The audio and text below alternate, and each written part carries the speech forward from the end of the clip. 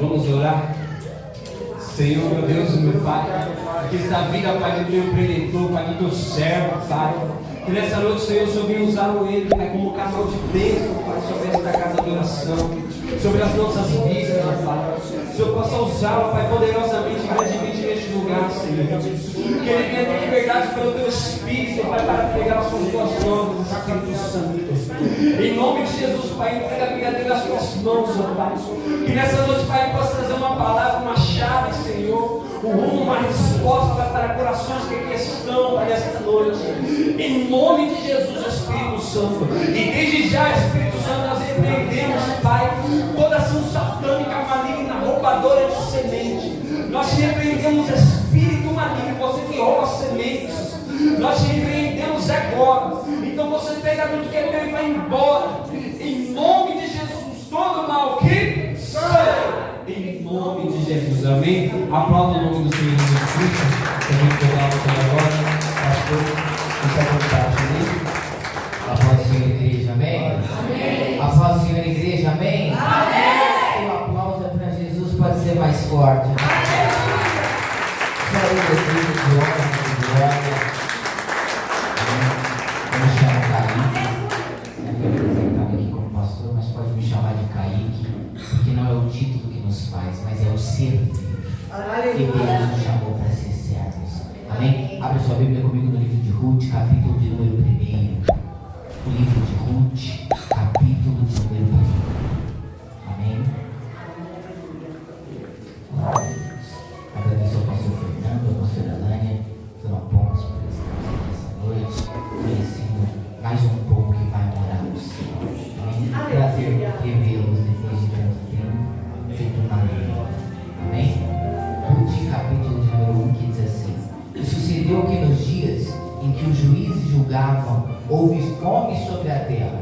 Por isso um homem de Belém de Judá saiu a peregrinar no campo de Moabe, ele, sua mulher e seus 2 filhos. Era o nome deste homem Elimeleque, da sua mulher Noemi, e seus 2 filhos Malom e Quilion, efrateus de Belém de Judá. E chegaram aos campos de Moabe e ficaram ali.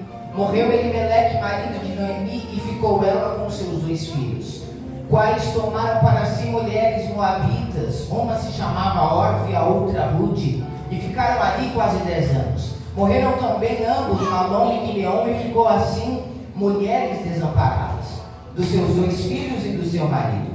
Então levantou-se ela e suas noras, e voltou dos campos de Moabe, porque na terra de Moabe ouviu que o Senhor tinha visitado a terra de Belém de Judá.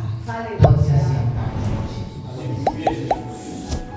O texto que nós acabamos de ler vai contar uma história que eu acredito que todos aqui conheçam. Vai contar a história dessa mulher chamada Noemi, dessa mulher chamada Ruth, e também vai contar a história dessa mulher chamada Orfa. A Bíblia vai dizer que havia um homem em Belém de Judá. Belém de Judá significa casa do pão. A Bíblia vai dizer que no tempo em que os juízes julgavam a terra, houve fome sobre a terra, houve fome em Belém de Judá, e esse homem chamado Elimeleque vai tomar uma atitude, vai se levantar, vai decidir sair de Belém de Judá por causa da situação que a terra estava enfrentando. O teu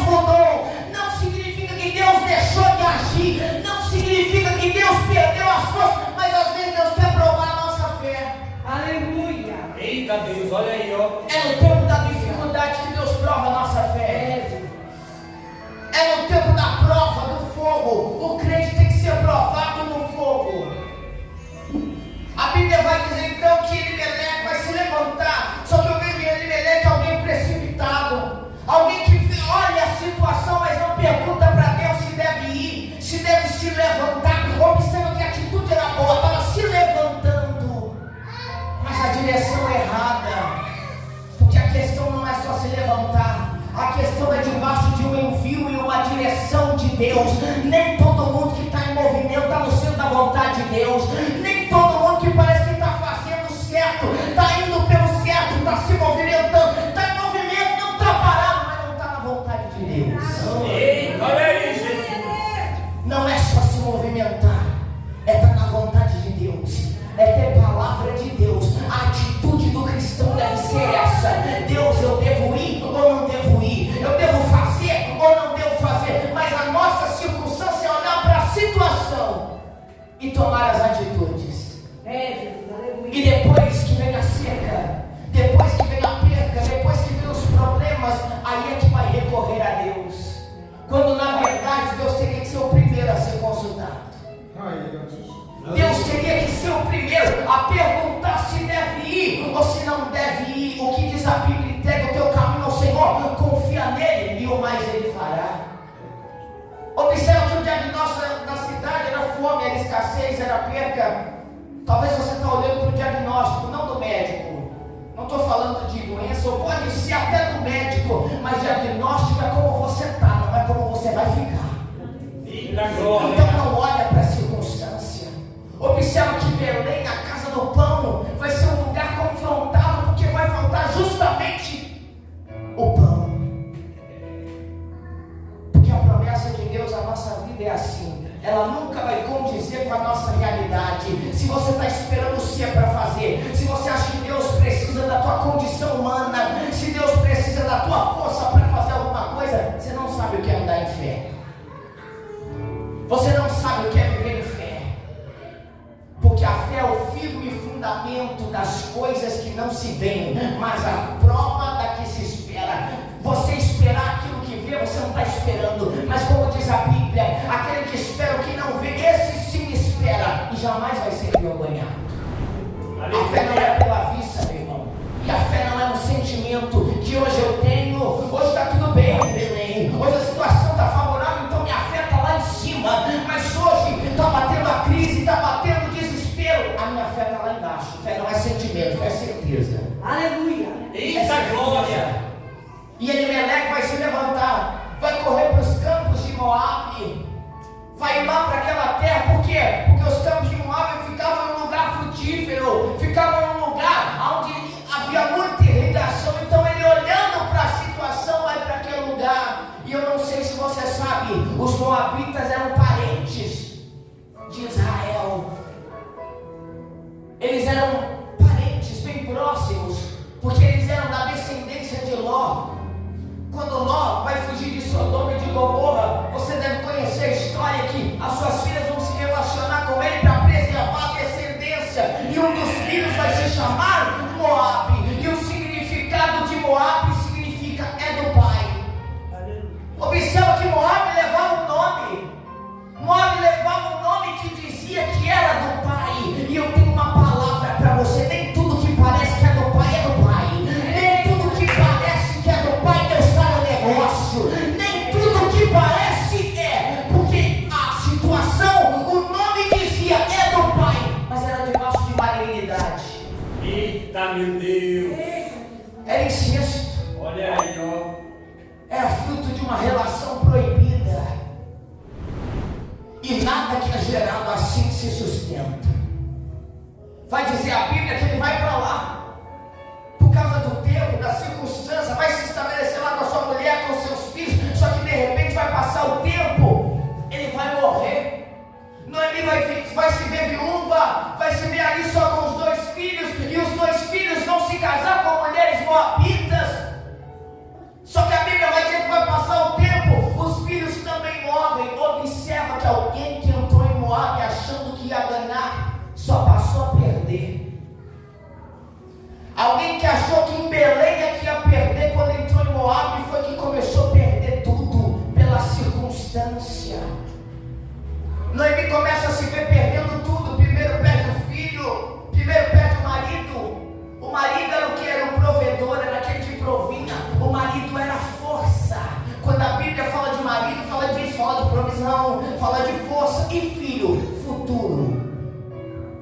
Observa que Noemi perdeu o provedor, perdeu a força, mas também perdeu o futuro. Pode ser que você chegou aqui que nem Noemi, está sem força, está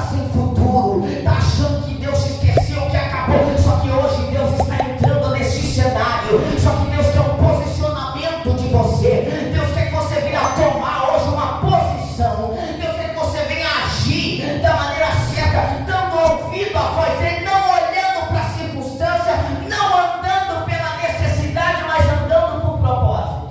Eita glória! Não se mova por necessidade, porque a fome que te dá hoje, daqui a pouco ela passa. Aleluia. Viva por propósito. Meu Deus!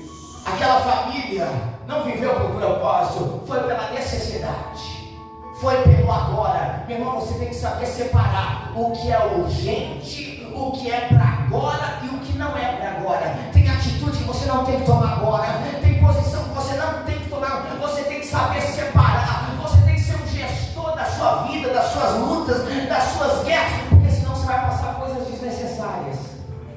Meu Deus! A Bíblia vai dizer então que Noemi vai se ver frustrada, só vai ficar ali com as duas noras, uma chamada Orfa, outra chamada Ruth. Só que ela vai apresentar o Deus de Israel para as suas noras. Eu tenho certeza que todos os dias eles compartilharam a palavra de Deus, eles falavam da palavra de Deus, e aquilo começou a encher o coração de uma delas, no qual ganhou o nome do livro, Ruth. Só que a Bíblia vai dizer que Noemi ouve a notícia que Deus visitou Belém de Judá, porque no tempo de má notícia chegou o tempo da boa nova de Deus, chegou o tempo de Deus enviar boas notícias, chegou o tempo, a boa notícia vai bater na tua porta. Deus vai visitar Belém, Deus está visitando Belém, por favor, da nossa vida. Não desista de Belém, não desista da casa do pão, não desista do lugar onde Deus estabeleceu uma promessa, não desista do lugar onde Deus determinou o tempo vai ser, que Deus vai mudar o tempo, porque Ele muda os tempos, as estações, Ele estabelece leis, também o tira do trono, como já foi falado aqui, Ele muda a circunstância. Eita glória! Aleluia. Quando Deus reagir, irmão, Ele muda até o tempo, a estação. Deus não precisa no verão para fazer florescer nada. Eita, olha aí, ó.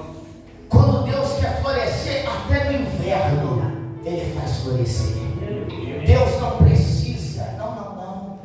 O fato das estações serem criadas não modificam nada em Deus, no caráter de Deus. Deus pode fazer quando Ele quer e da maneira que Ele quer, igual diz lá em Isaías 43:13. Antes que houvesse dia, Ele já era. Ele não precisa de dia para ser Deus. Antes que houvesse dia, eu sou. Não há quem faça escapar nada da mão dele. E operando ele, quem é que vai impedir? O homem pode falar, não quero, mas se você tem o sim de Deus, acabou. Não precisa de sim do homem, não precisa de aval do homem, não precisa de favor de homem, é só o favor dele. Eita glória! Quando Ele quer fechar, Ele fecha. Quando Ele quer abrir, Ele abre. Ele estava mostrando para Noemi que Ele era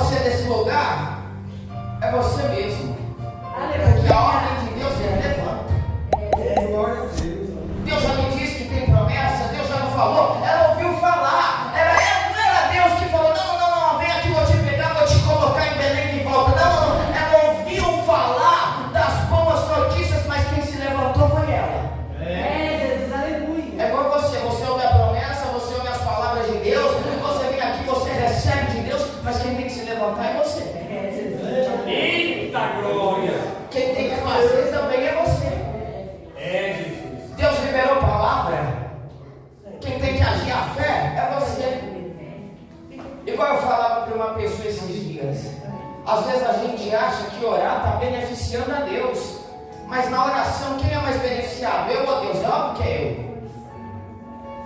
A gente acha que Deus é beneficiado quando nós exercemos a nossa fé, mas quem é mais beneficiado quando tem fé? Deus ou eu? É óbvio que sou eu. É óbvio que sou eu. Às vezes a gente acha que quando vem para a igreja, quem está sendo beneficiado é Deus, que a gente está fazendo grande coisa para Deus. O mais beneficiado de estar aqui não é Deus, é você mesmo. É você. Só que Deus quer, a única coisa que Deus quer com o homem, sabe qual é? É comunhão. E a nossa comunhão com Deus dá muito mais benefício para nós do que para Ele. Já parou para pensar nisso? Já parou para pensar que Deus não precisa da tua adoração? Deus não precisa. Não, Ele não precisa de você. Não fique pensando que Deus tem necessidade. Não, porque como diz a Bíblia, Ele já tem os anjos que o adoram incessantemente, clamando santo, santo, dignificando a sua majestade, e não tem pecado. E eu e você, todo arrebentado, com pecado, murmurador, reclamador, infiel, Deus ainda deseja se relacionar conosco.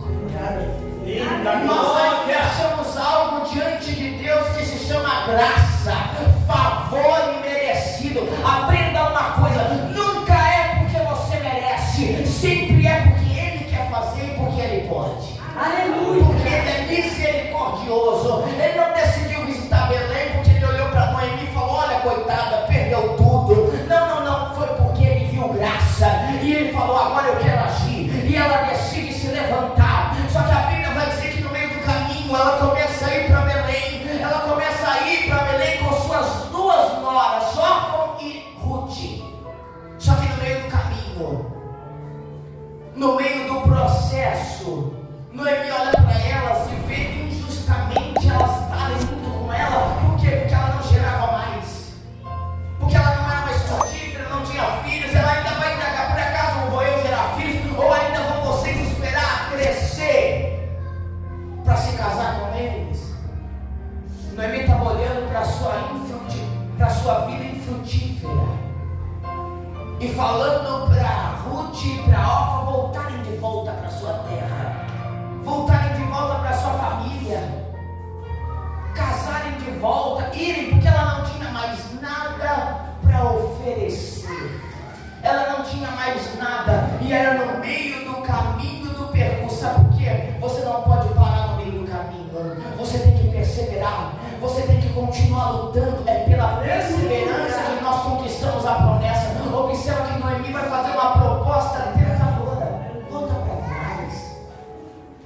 Eu não tenho mais nada.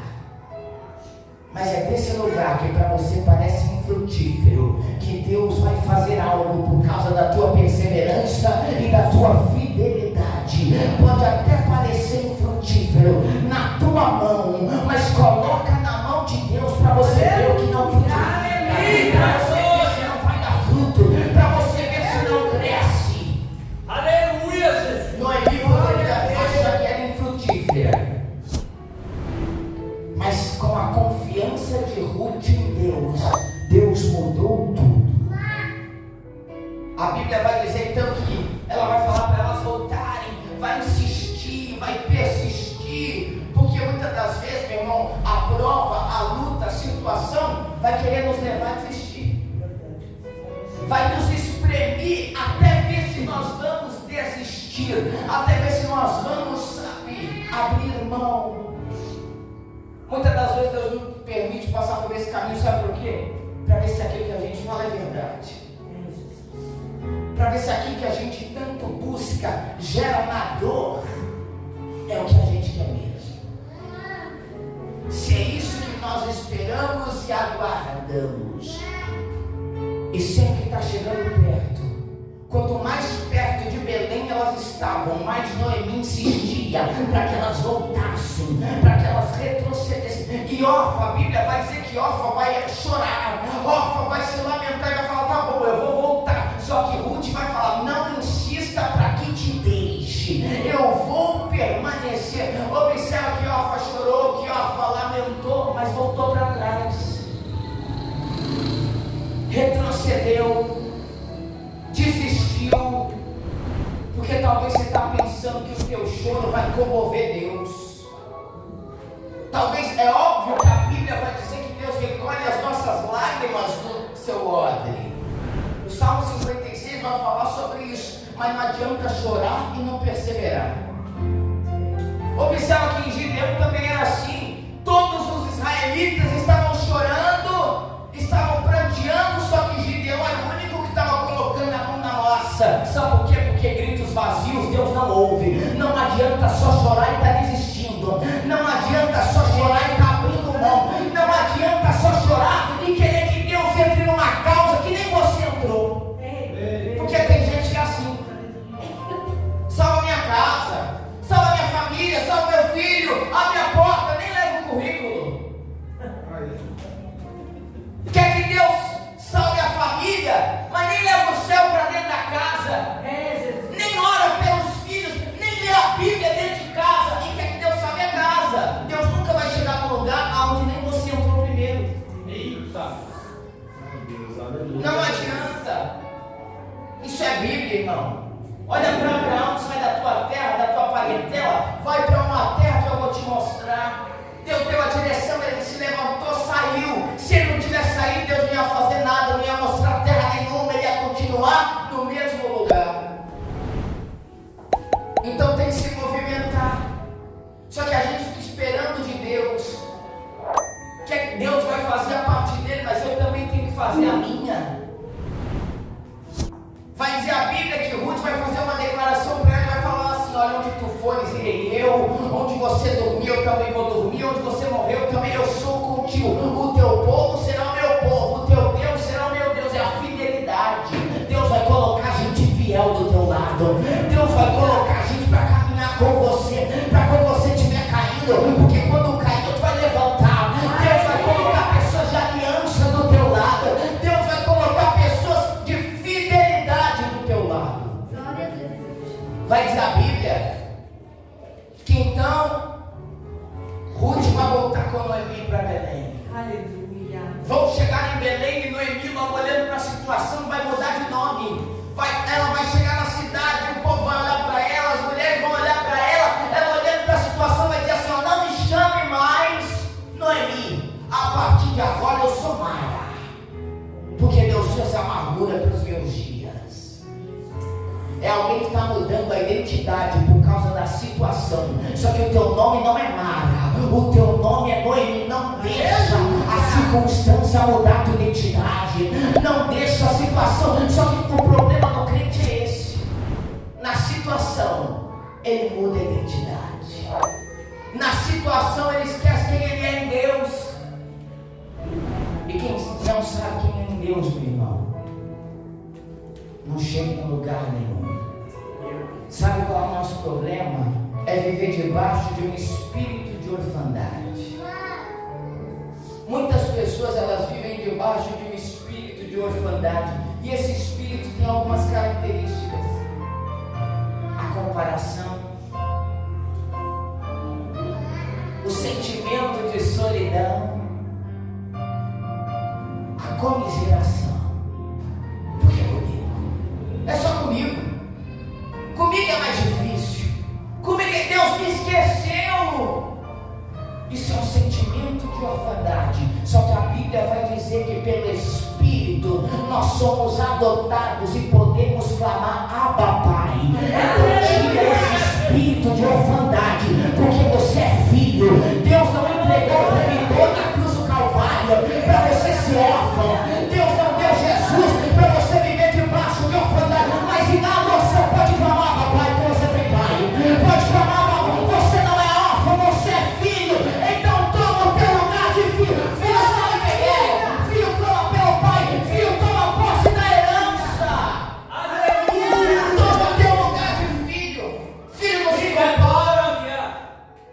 Filho não vive debaixo de comiseração, não vive debaixo de comparação, porque sabe quem é. Porque sabe o seu lugar.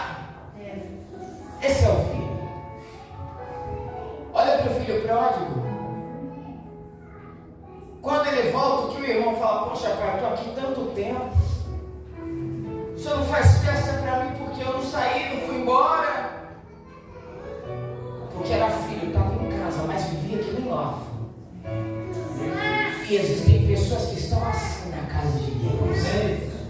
Olha, elas vivem como órfãos. Meu Deus. Como se não tivesse pai. Só que, pai não é só benefício não, tá? Pai também é obediência. O que vai me dar legalidade de filho é a minha obediência. Eita! É o meu DNA. Todo mundo é teu filho?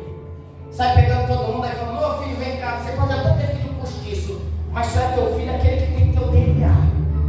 Aquele que está debaixo do mesmo teto, que obedece, que é submisso. Esse é reconhecido como filho.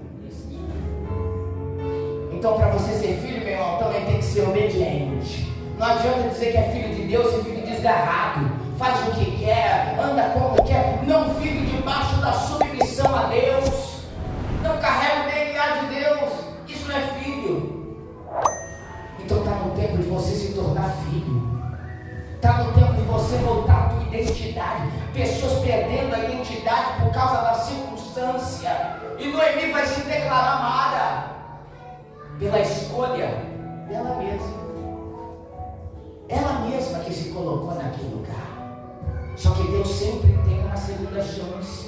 Porque a fidelidade de Ruth, a Bíblia vai dizer no capítulo 2 que ela vai para o campo, ela vai trabalhar e ela vai se colocar no campo de um homem chamado Boaz, um homem rico, um homem muito próspero, e ela ali na sua fidelidade, a Bíblia vai dizer que ela vai pegar espigas do chão, porque era o direito do órfão, do estrangeiro e do viúvo, pegar tudo aquilo que caía no chão, aquela era parte deles pegar do que é do chão. Só que a Bíblia vai dizer que Boaz vai dar uma ordem, falar, ninguém mexe com essa moça, e também deixa cair as melhores espigas. Sabe por quê? Porque tem surpresa de Deus, tem surpresa de Deus no meio desse campo. Permaneça nessa posição, permaneça nessa fidelidade, porque enquanto Ruth achava que só ia catar no chão, e o que era mirrado, Deus estava preparando em abundância para ela. Deus estava preparando uma grande colheita. É tempo da maior colheita na história da tua vida. O tempo de escassez não se compara com o tempo de abundância que Deus está preparando. Vai ser nesse campo, vai ser nesse lugar que Deus vai trazer a maior colheita da história da tua vida. Glória a Deus, aleluia.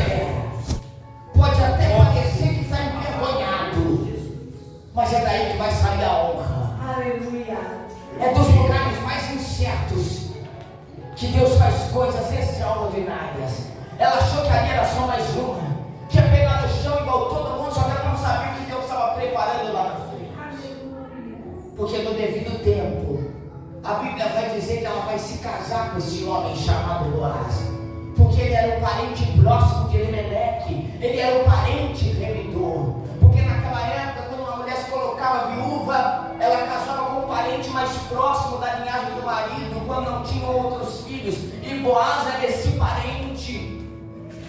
Só que a Bíblia vai dizer que havia um na frente de Boaz, só que Boaz vai negociar com ele, vai pedir para ele, e no capítulo de Ruth 3:18 vai dizer assim, que Noemi vai dizer para Ruth assim, sossega minha filha, porque esse homem não vai sossegar, até que amanhã seja resolvido esse negócio. Tem negócio que está difícil aí, tem negócio que está complicado, mas só que Deus está dizendo, ele não vai sossegar enquanto não resolver esse negócio, ele não vai parar de trabalhar enquanto não resolver. Amanhã Deus vai resolver esse negócio, amanhã Deus vai entrar nessa situação. Você não está entendendo. Amanhã Deus vai entrar nessa causa. Você tomou por perdida, mas Deus vai entrar nesse negócio. Sossega. Eita glória. Essa é a ordem que Noemi dá para Ruth, sossega, porque amanhã vai resolver esse negócio. Amanhã tu vai saber o que vai suceder esse negócio, porque tem alguém que está tomando a causa como perdida, mas ninguém vai roubar o teu direito. Glória. Ninguém vai roubar o que é teu. Ele vai roubar. Aquilo que está na tua mão, meu irmão, está na tua mão. Aleluia. A promessa que Deus deu para você é para você. É. Aleluia. É para você. E a Bíblia vai dizer que nós vão se casar. E do meio daquele lugar infrutífero vai nascer um filho chamado Obed. E no último capítulo vai dizer que Obed gerou Jessé. Jessé gerou Davi. Ou seja, Ruth fez parte da linhagem real. Ruth fez parte da linhagem de Davi e automaticamente da linhagem de Cristo. Sabe por quê? A tua fidelidade vai transcendir gerações. O que Deus vai fazer na paz em você é para tu e para tua casa e para gerações. Tudo que Deus faz na nossa vida não acaba em nós, não termina em nós. Você é o teto para os teus filhos. Os teus filhos serão os tetos para os seus. A tua descendência não vai ter vergonha na tua casa, porque vai transcender gerações. Aleluia. Vem da glória. É a única mulher da Bíblia em que o casamento deu a ela o direito de pertencer à linhagem de Cristo. Meu Deus. Ou seja, daquela mulher moabita, infrutífera, que perdeu tudo, saiu reis. Aleluia. Sabe por quê? Porque Deus escolhe as coisas loucas do mundo para confundir as sábias. Deus escolhe as coisas que não são para confundir as que pensam que são. Meu Deus. Aquela mulher, a fidelidade dela vai gerar uma descendência na raiz de Jesus, bisavó de Davi. Agora, o que eu acho interessante é que você vai ver que Orfa some da história, mas os historiadores vão dizer que Orfa, voltando para trás, retrocedendo, vai gerar alguém que também vai fazer história, mas de uma maneira errada. A Bíblia não vai dizer, mas os historiadores vão dizer que da descendência de Orfa sai Golias. E lá na frente tem o confronto da que perseverou com a que retrocedeu. Quem quer ser você na história? O que retrocede e perde, compromete a descendência, ou que avança e tira a cabeça do gigante? Quem é você na história? Como você quer terminar? A situação está dizendo isso, o momento está dizendo isso, mas Deus está dizendo que a tua perseverança vai mudando a situação. Como você está agora não significa que você vai terminar assim. Eu creio. Mas é o teu posicionamento que vai mudar. O posicionamento de Ruth mudou a história da sua descendência. Aleluia. E de Orfa trouxe maldição. Então quem você vai decidir ser? Em tempos difíceis como esse, foi para isso que Deus te levantou. Qual vai ser a tua atitude? Qual vai ser a tua reação? Sabe por quê? Porque você também tem um remidor, e o teu remidor é Cristo. Ele pagou uma dívida impagável. Meu Deus. Ele nos remiu, Ele nos tirou do império das trevas. E o que você tem feito com isso? Qual tem sido a sua atitude? Está retrocedendo? Está voltando para trás? É tempo de voltar para Belém. É tempo de voltar a comer na casa do pão. E o que é o pão? A palavra de Deus. O que é o campo? A oração. E também as almas. Tem gente que está preocupada só com si, esquecendo da colheita das almas, esquecendo das vidas que têm padecido e perecido, olhando para o seu problema. Ruth poderia olhar para o problema dela e falar: Noemi não tem mais nada para oferecer, Noemi não tem mais nada para viver, eu vou olhar para a minha própria vida. Só que ela vai se compadecer. E você tem feito assim? Você tem se compadecido das almas, das vidas, daqueles que têm padecido? É tempo de ir para o campo. É tempo de se levantar. Olha quantas cadeiras aqui. E no culto que vem, quantas pessoas você vai trazer? Quantas vidas você vai trazer? Onde você está semeando a sua semente? Porque se você plantar na boa terra, ela vai frutificar a 30, a 60 e a 100 por um.